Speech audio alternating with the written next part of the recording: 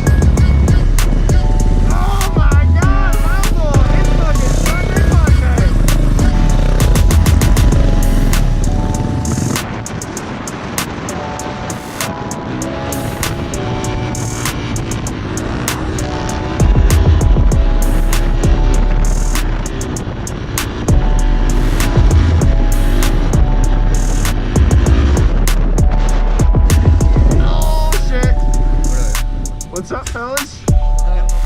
What's good? Oh my god, I just had mad fun just coming over here. What's good, buddy? What's good, my boy? We dropped this thing somewhere quick.